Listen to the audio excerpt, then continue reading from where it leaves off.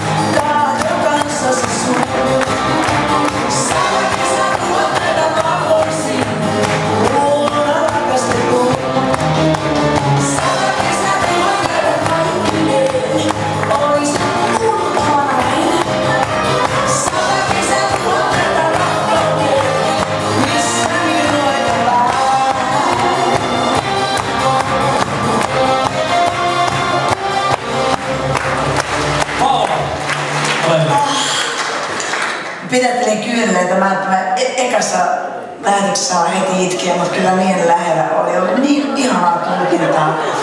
Mitä mä sanon tässä liikuttavassa tilassa? Kerta kaikkiaan niin uskomatonta laulaa. Tää oli ihana, tää oli niin ihana suoritus, kerta kaikkiaan.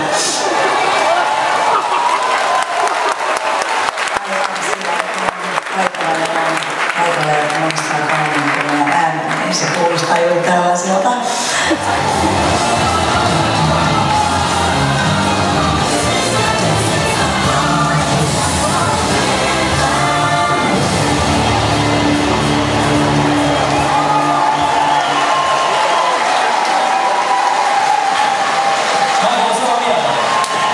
Nobody's perfect except me. I'm a perfect fucker. Joo, se on tällainen, että kerran luulin olevani väärässä, mutta erehdyin. Eikö siis, joo. Tosi hyvä, erittäin hienoa. Smart aleck, smart ass, I don't. Shut the fuck up, okay? For a second, Ai, excuse me, anteeksi, niin mun täytyy sanoa, että...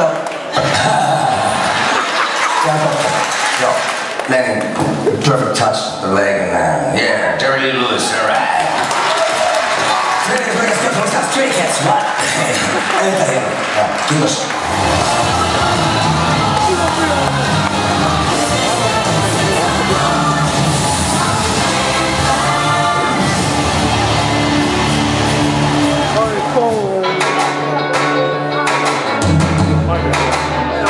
Thank you.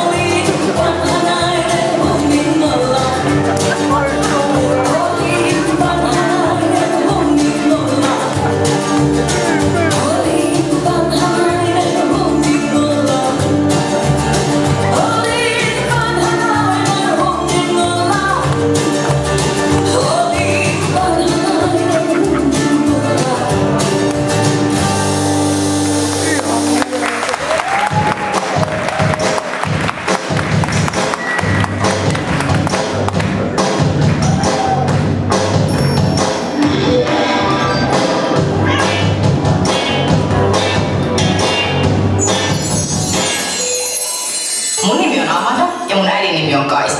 Paitsi, että se on maailman paras äiti, niin se on myös Suomen kovin kiinteistövälittäjä. Tää on sairaan kallista olla minä. Äiti myy ihan sairaan paljon asuntoja vuodessa, joten sillä on varaa tehdä ihan mitä se haluaa.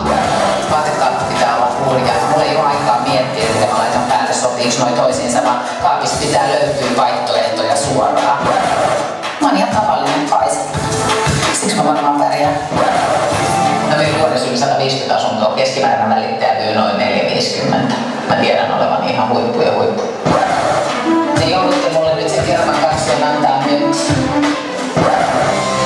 No niin, se oli siinä. Tämäkin asunto tuli myydyksi ja kotia kohti. Mä tiedän olevan ihan huippu ja huippu. Mun ihana äiti, kiinteistökuningatar Kaisa. Seuraavaksi 10 000.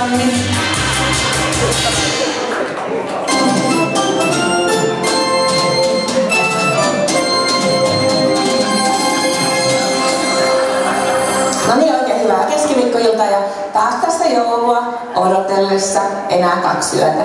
Kilpaillaan, nyt on jokeri 10 000 ja isommat rahat pelissä ja 1000 lakkaa, eli 1000 lakkusta. Keksi se heti, kun tuolla. Hei, pidetään. Niin, mä hyvästi kuunnellut sitä.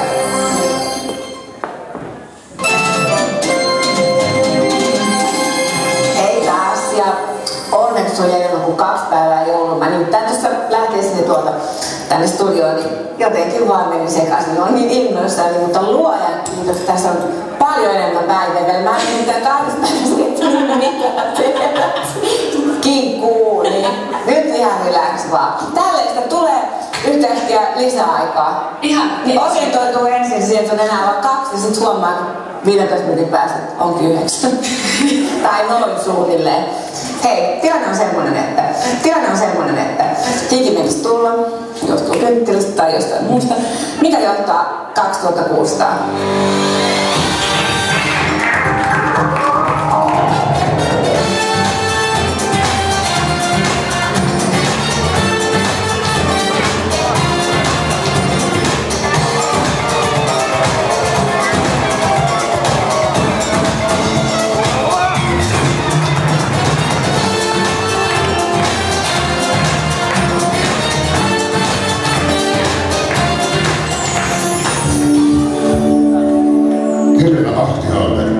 Eihän tästä voi tulla hyvälle tulee. Siis semmoista lavashowta ja menoja meininkiä iloa, että se niinku räisky täällä näin.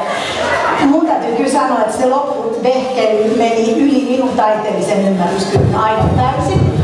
Mutta aikamoisen lisämausteen on tullut sun pakarat tälle chatsalle.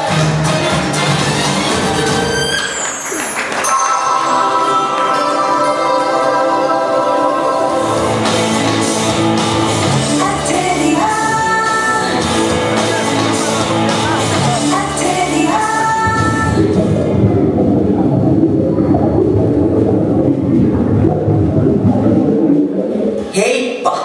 Minä olen Pirjo ja olen tainnut jälleen syödä jotakin sopimatonta ja taas turvottaa.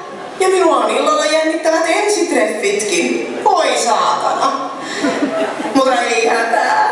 Laktivia auttaa suolisto-ongelmiin ja pitää höpsät kurinat poissa vatsastasi. Käytän sitä viikon ajan 7 päivänä ja vatsani kiittää minua.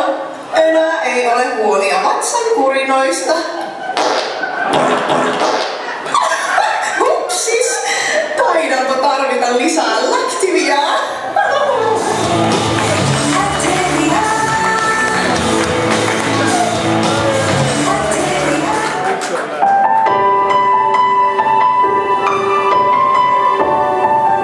Onko sinullakin alapäässäsi pahanhajuisia vuotoja?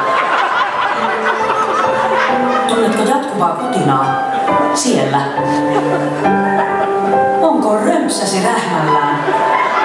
Tuntuuko, että alapääsi olisi kuin muurahaispesä? Bulgarian jogurtti palauttaa tehokkaasti sinunkin pimpukkasi pH-tasapainon.